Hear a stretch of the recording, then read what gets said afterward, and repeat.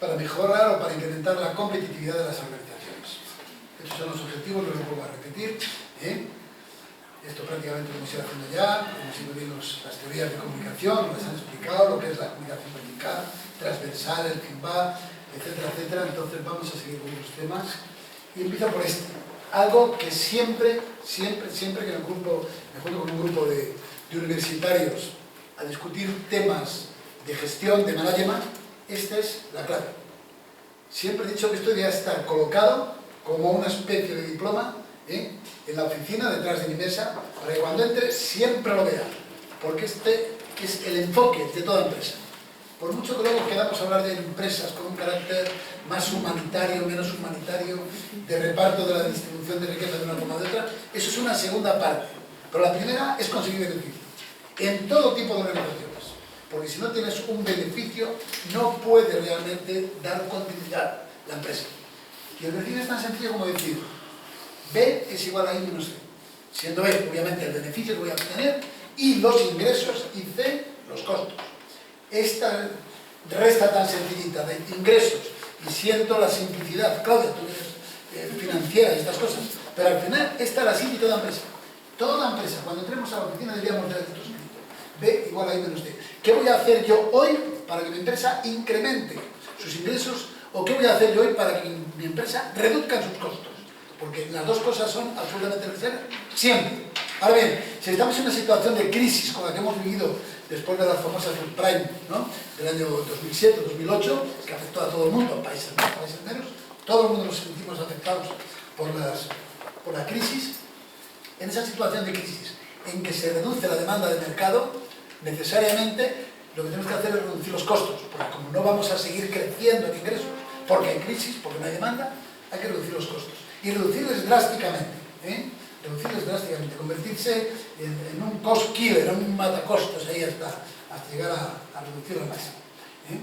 De modo que esto ocurre porque hoy, a nivel global, en todo el mundo hoy es global, el mundo no se puede mirar bajo la perspectiva de una empresa de fabricación de coches y me fijo en mi nación, en el país donde estoy, no. De otra cosa, porque tú fabricas coches para todo el mundo.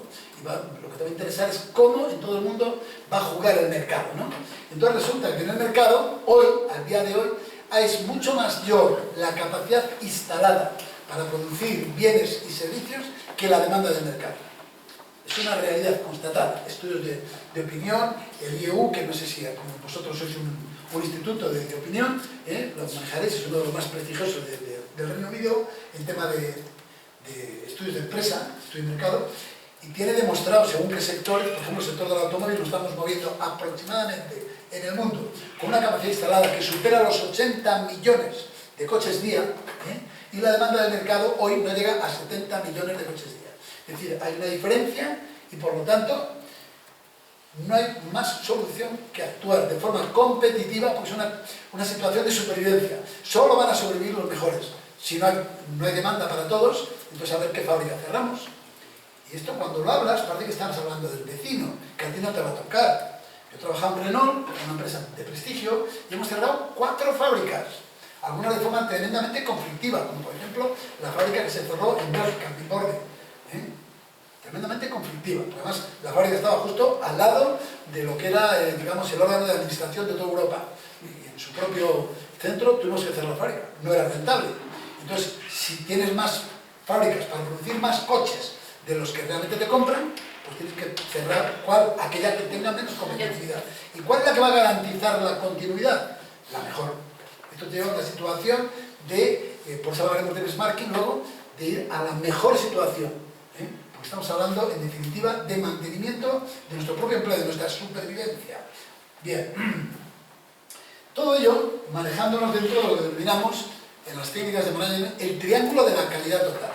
Es decir, toda la actividad que hacemos al final se va a medir en 3 vectores, que son la calidad intrínseca del producto o el servicio que yo doy, porque esto no solamente es para la gente que fabrica coches, o fabrica bicicletas, o que fabrica no sé qué otro producto tangible, es igualmente válido para los que hacemos productos intangibles, es decir, servicios, por ejemplo. Entonces, ¿cuál es la calidad del servicio que estoy dando yo? En concreto aquí, en el COA, ¿cuál es mi calidad? Siempre es algo que tiene que ser medible Hay indicadores para medirlo y comparable. Medible y comparable. Pero hablar de medir y de comparar en un instituto como el vuestro, dedicado a estudios de opinión y análisis, me parece que huelga, porque es vuestra, digamos, característica más peculiar, ¿no? El ver las cosas desde el punto de vista cuanti y cualitativo. De modo que no insisto en ello, pero hay que medir la calidad del producto o del servicio. Y tengo que intentar crecer cada vez más calidad, pero a cambio de reducir los costos. Tengo que hacer lo mismo, o más, pero reduciendo costos. Esto no es fácil. Por eso no es fácil ser director de empresa. Es un arte, hay que estar muy bien formado, hay que hacer muchas sesiones de reflexión como esta, porque todo va a servir para que luego funcione mejor. Y luego, exigente con el plazo. Ese es el tercer vértice del triángulo de calidad. Yo tengo que conseguir dar un producto o servicio de calidad, tengo que darlo al costo más inferior posible para que me sea rentable en el mercado, y tengo que ser riguroso en el cumplimiento del plazo. Si yo me he comprometido a entregar un coche, por ejemplo, que es lo que fabrico, en un momento dado, ese es el momento de cumplirlo, porque si no, si gana la competencia, que sí que cumple con el plazo. Calidad, coste y plazo, triángulo de la calidad total. Pero esto solo, y esto lo vamos a modificar sobre la marcha para ser coherentes, solo puede funcionar con las, quito lo de RRH, porque no lo soporto, con las personas. ¿De acuerdo? Solamente puede funcionar con las personas. Vamos allá. De modo que el triángulo de calidad. Tenemos, como decíamos, calidad, costo, plazo, pero todo esto no funcionará si no lo hacen funcionar los actores, verdaderos actores del progreso en la empresa, que son las personas. Eso que vulgarmente llamamos los recursos humanos. Bien. Entonces, ha habido una cierta modificación significativa entre el final del pasado siglo y el principio del actual, y en el pasado siglo la empresa se posiciona más desde el punto de vista del entorno, se buscaba un posicionamiento estratégico cara al entorno, y ahora la empresa empieza a mirarse más al interior para incrementar sus propias capacidades directivas, porque solamente aumentando sus capacidades directivas puede ser competitiva en el mercado. Y esto toca a todos los sectores, y a todos los instrumentos, y a todas las herramientas de management, pero también a la comunicación. Entonces empieza a reflexionar, antes se pasaban muchos mensajes, eran diferentes, eran dispersos, y ahora hay que ir en la empresa a un único mensaje, porque tenemos que ir pensando en la imagen de una empresa con identidad propia, con imagen de marca, y veremos cómo hay algunas que tienen esa identidad per se. Bueno, esto va un poco deprisa porque no es el objetivo, pero aquí sí, comunicación corporativa. ¿Qué pretendemos con la comunicación corporativa? Porque veréis que hay una comunicación interna, una comunicación externa, pero la comunicación corporativa o institucional, que es la que hablamos ahora en este momento, lo que pretende es dar a conocer nuestra filosofía, nuestra cultura, nuestra identidad. Y hay que reflexionar mucho para saber cuál es realmente lo que me identifica, porque es al mismo tiempo el elemento aglutinador. Si todos tenemos claro cuál es nuestra cultura, nuestra empresa, nos sentiremos integrados, tendremos un concepto o sentimiento de pertenencia a la empresa.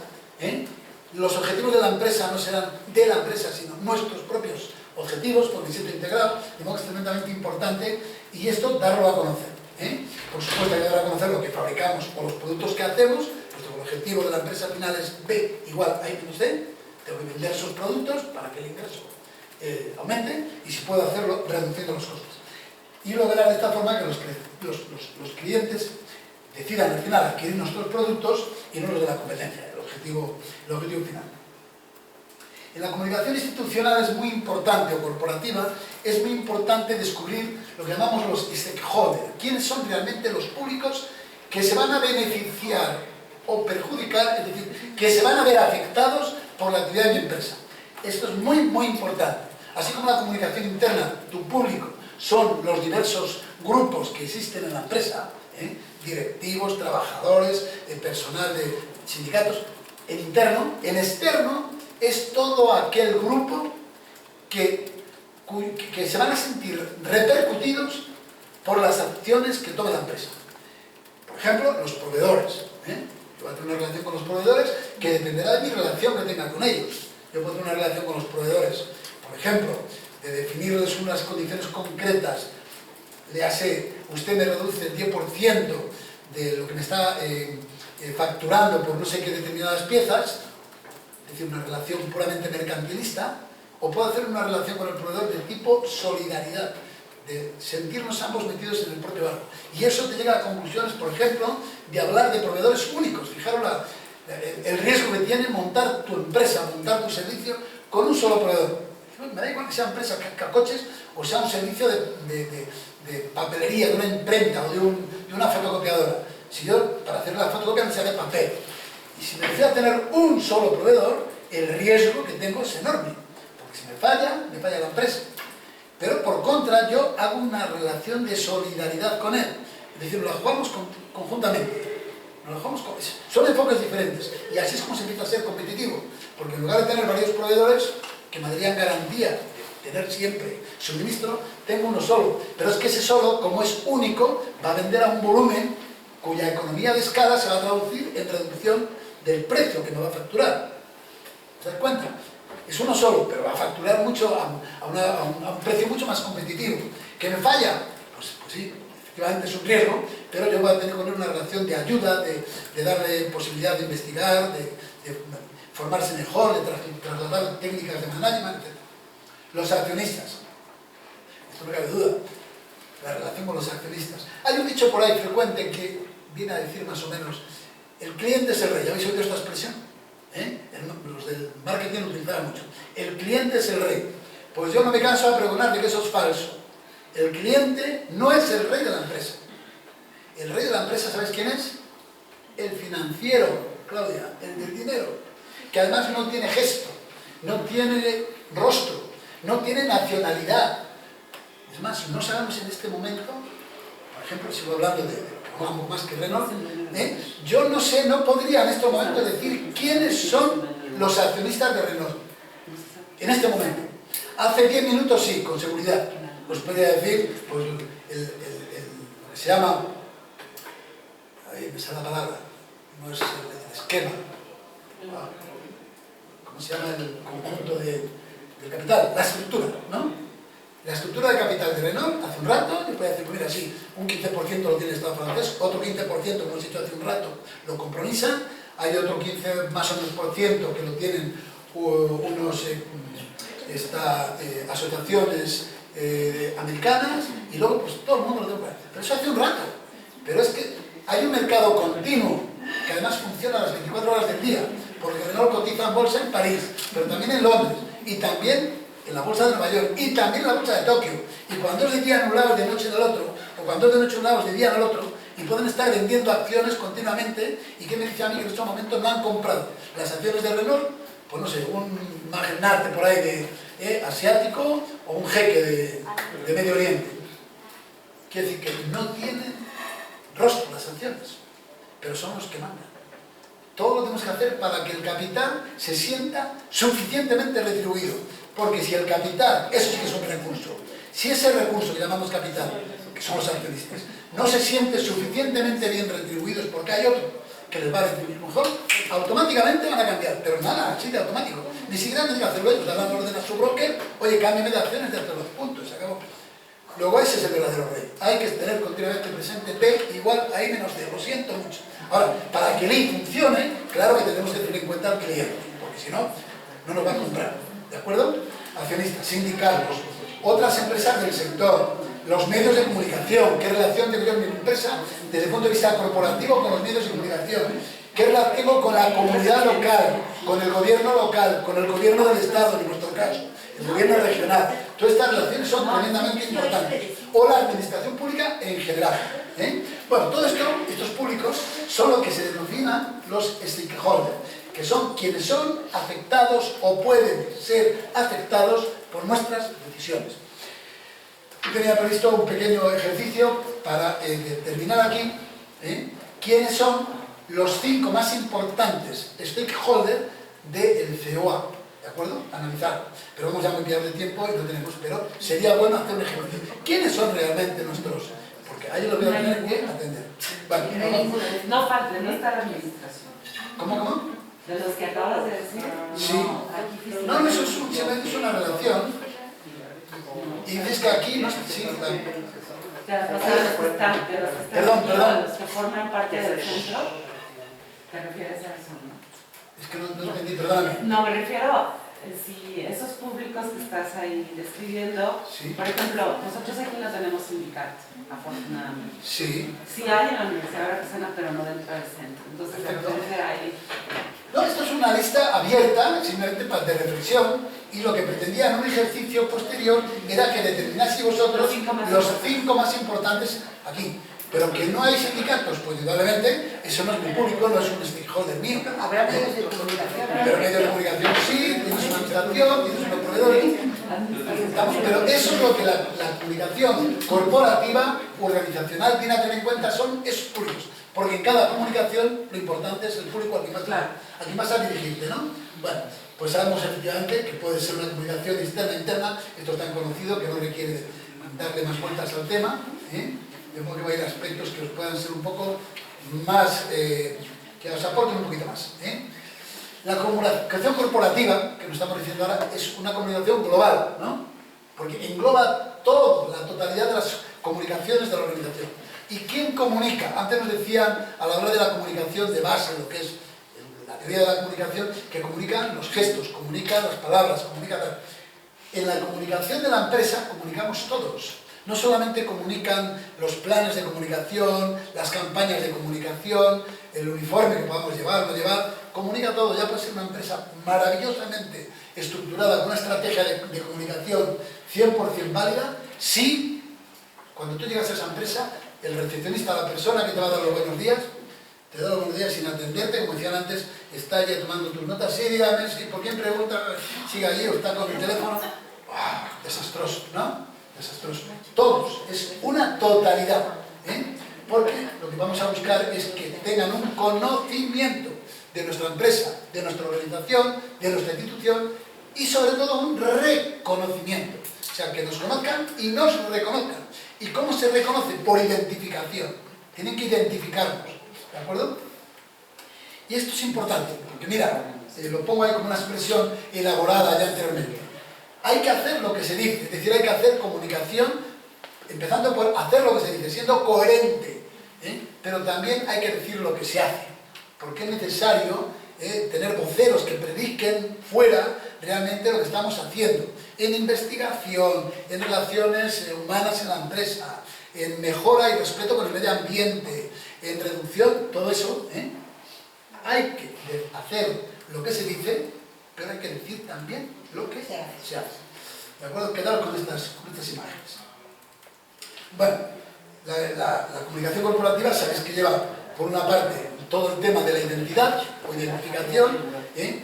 Los propios proyectos de empresa. Aquí lo primero que he visto cuando he entrado por ahí es precisamente la visión, la misión y los valores. Fijaros qué importante. Lo primero que ves en cuanto entras aquí al tema. Misión, valores. Por eso es clave. Eso es lo que va a identificar mi empresa. Esa es la verdadera identidad. ¿Cuál es mi misión? ¿Eh? ¿Cuál es realmente la visión que yo tengo de mi negocio? ¿Para qué estoy aquí? ¿Y cuáles son los valores que la sustentan? Que esos son específicos de cada empresa. Bueno, la imagen y la identidad corporativa está más enfocado para profesionales de la comunicación, pero sí quiero hablar de la fuerza de una marca, ¿eh? Cómo se puede llegar a tener tan identificada una marca que no requiera ni el nombre. Allá donde tú veas la famosa manzana, sabemos de qué estamos hablando. No hace falta que ponga algo, no. Simplemente, esa imagen tiene tal fuerza de marca que no hace falta decir más. ¿Algún otro ejemplo? Quizá más próximo. ¿Quién no identifica esta imagen? Tiene ya un valor, sobre todo la gente joven, ¿eh? Los menos jóvenes a lo mejor todavía dudamos. Pero vamos, ves ahí, ¿eh? en ese color verde ya característico de esta empresa y sabes que estamos en el Starbucks. Eso es decir, hay una identidad de marca, aunque no lo ponga. Ahí no ponía lo que era. Simplemente que está viendo, ¿pero qué? Pues todo el mundo sabe que es el Starbucks, porque tiene ya un poder de imagen muy fuerte. Hay que felicitar a México la campaña que hizo para cambiar de Distrito Federal a Ciudad de México. Fijaros que eso no dice nada. CDMX, ¿eso qué es? Eso es un dibujo. Eso no está... es un dibujito, algo que se nos quede grabado como un dibujo, pero todos sabemos que ese dibujo significa Ciudad de México. Y esto es una campaña que se ha hecho fabulosamente bien.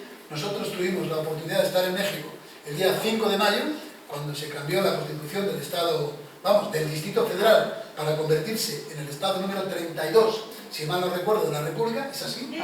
Y entonces pudimos ver el esfuerzo que se hacía por cambiar, para que la gente empezase a hablar de Ciudad de México y se olvidase ya del DF, porque ya no es un DF, ya no es un Distrito Federal. Sí, claro que funciona. De modo que funcionó muy bien, hay que felicitarlo, ¿eh?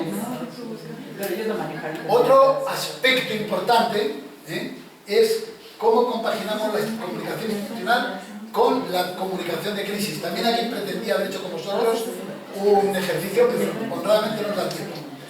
Únicamente una regla, porque es de libro. Si tenéis un problema de crisis de comunicación en la empresa, y aquí hay expertas en comunicación, desde un problema de corrupción, de la propia equipo directivo, que puede haberlo, o un incendio, o un accidente que se ha producido donde han muerto no sé qué personas, todo lo que realmente, o un producto que se ha manifestado necesariamente erróneo, se han llegado a producir casos pues de encontrarte a lo mejor un bichito en unas botellas de agua, ¿de acuerdo? Pues una forma de atacar el tema es decir, lo oculto, que no se entere nadie, aquí no ha pasado nada, pero no, es de libro. Cuando hay un problema de crisis de comunicación, lo primero que hay que hacer es anticiparse. Anticiparse a todos, a la prensa, nombrar un comité de crisis, nombrar un responsable coordinador con los medios de comunicación, anticiparse y no ocultarlo para nada. De libro. Seguimos. Lo que acabamos de hablar, que lo tenéis ahí perfectamente bien, que no merece la pena ni perder tiempo. La visión, valores. Claro. Esto, soy consciente que un poco de prisa, pero no requiere demasiada explicación y por contra, por supuesto todo preparado para entregarlo a vosotros, porque tengo las direcciones, creo, Karina, de todos ellos, a todos vosotros me dirigí el otro día y os lo paso para que podáis repasar y hacer. Por lo demás son cosas que conocéis ya, que hay una serie de medios de comunicación interna, lo bueno es repasarlos, no que yo los explique aquí porque los conocéis, lo bueno sería valorar esos medios de comunicación interna o esos medios de comunicación externa, pero no nos da tiempo, entonces lo dejamos simplemente ahí para que lo podáis ver vosotros. Una reflexión me parece importante al día de hoy, tal como ha ido evolucionando la comunicación en el mundo de la empresa, en el mundo de las instituciones, es la no existencia hoy día de barrera entre la comunicación interna y la comunicación externa. Esto, los estudios de comunicación lo sabéis muy bien, ha sido la clásica división del mundo de la comunicación en la empresa. Comunicación interna, comunicación externa. Pues aquí que ya no existe esta clásica diferenciación, porque la barrera esa hoy es muy permeable. Hoy hay una ósmosis entre comunicación interna y comunicación externa y a la inversa. Es decir, si tú no quieres que no se enteren tus trabajadores de algo, no lo digas en el externo que se van a enterar igual. O si quieres que no se enteren en el exterior de algo, no lo digas en interno porque se van a enterar igual. Hoy ya los medios de comunicación son de tal forma que prácticamente se ha lo que se llama democratizado la información. Antes la información era jerarquizada, absolutamente jerarquizada. Y ese feedback que nos hablaban antes era igualmente jerarquizado, era de arriba abajo, top down, o de abajo arriba, bottom up, continuamente, pero jerarquizado. Hoy día eso ya ha desaparecido y la información es absolutamente plana, horizontal. Es decir, hace algún tiempo el director de esta institución daba una orden. ¿A quién? A sus 2, 3 o 4 directos colaboradores que constituyen el equipo de dirección. De eso se lo daban a los 2 o 3 profesores, cada uno tenía su cargo, y de eso bajaba, no sé qué, y llegaba hasta abajo del todo. Y luego volvía a subir por la misma línea, con lo cual se producían unas distorsiones enormes. Claro, el que está entre medio comunicaba lo que quería y como quería, en función de que pudiera ser perjudicial o no perjudicial, tal. ¿De acuerdo? Pero ahí se ha democratizado. Hoy la información fluye para todo el mundo al mismo tiempo. En las dos direcciones. Sí, pero al mismo tiempo. Por el WhatsApp. Por el WhatsApp, por cualquier medio. O sea que, no sé, Estás en una reunión y puedes estar comunicándote con la persona al frente. Absolutamente. De modo que eso ya no existe, esa jerarquización, porque antes se decía, la frase era, el que tiene la información tiene el poder. Y tú tenías más poder en la organización cuanta más información tenía. Y el que más información tenía era el jefe, el director. Por eso tenía el máximo poder. Pero ya no es así. Ya tiene que buscarse otras habilidades para dirigir, porque esos galones que le daba antes el tener la información ya les ha perdido. Ni tampoco el docente tiene toda la información. Exactamente, exactamente. Menos en la era de la información, cuando ellos son los que manejan todo este conocimiento tecnológico, ¿no? Magnífico remarque, efectivamente, incluso en la docencia, Así que es. por definición parecería que es inamovible, pues no, también hay, porque ahora los alumnos pueden tener una información incluso al tiempo o incluso antes que la tenga el propio profesor. Basta lo que se ha preocupado de moverse por las redes, ¿no? De modo que comunicación interna y externa, en ósmosis, en traslado de un lado al otro, ya no existe esa diferenciación. Y voy a hacerme referencia a un tema que a mí me parece de singular importancia, que es lo que yo denomino la regla de las 3 R's. La regla de las 3 R's. Estamos refiriendo solo a la información. Información no es comunicación, cierto. El proceso de comunicación, lo explica Mari Carmen, es otra cosa. Pero la información es la materia prima, digamos, para hacer comunicación. ¿Y cómo puede o debe ser esa materia prima? Pues debe ser, yo la sintetizo con las 3 R's. Debe ser real, también se hablaba aquí de que no decimos informaciones que no eran, tiene que ser real, tiene que ser reciente, porque si no ya no tiene valor, y el concepto de reciente hoy se ha modificado de una manera tremenda, porque ¿qué es lo reciente hoy? Si casi estamos ya adivinando el futuro, con las nuevas técnicas, ya vamos por delante, Como que reciente, ¿qué reciente? Os cuento una pequeña anécdota de hace 2 o 3 meses.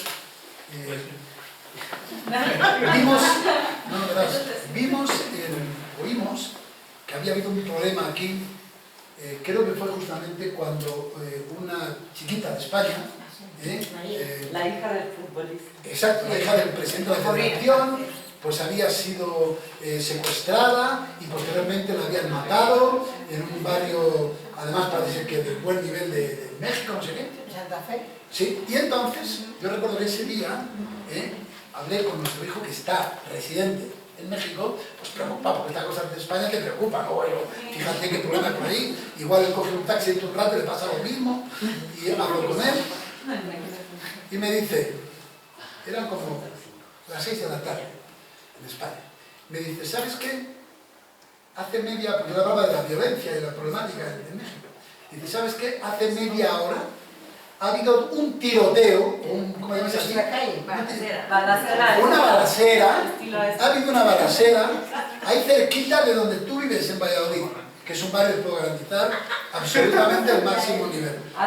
Y yo, sí, yo le llamo a él para decirle, oye, que estoy preocupado porque esta chica, que la han matado, que a ver, no cojas un taxi, coges solo los Uber y estos que son, no me cojas un taxi de calle, preocupado como estábamos, y me dice, oye papá, hace media hora, así, ha habido una balacera allí. Yo no había enterado para nada, y yo estaba allí.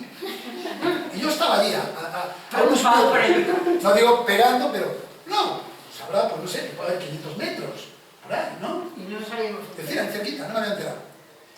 ¿Cómo fluye la información? O sea, te enteras antes, a 10.000 kilómetros de distancia, que lo que estamos allí.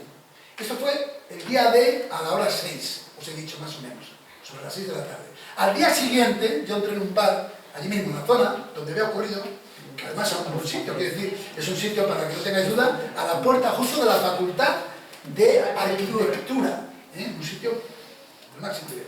Allí, bueno, había coincidido que habían llegado que estarían 2 bandas de traficantes, ¿no? Ya, y se encuentran ahí y empiezan allí a tiro, ¿no? Pero al día siguiente pregunto en un bar, digo, oye, ¿qué pasó de lo de ayer? Fíjate, esto es terrorífico, tal. No tenemos ni idea de qué de ayer. Pero sí que ha habido aquí, que había una balacera, como dicen mis amigos mexicanos, pues no sabían nada. 24 horas después no sabían nada.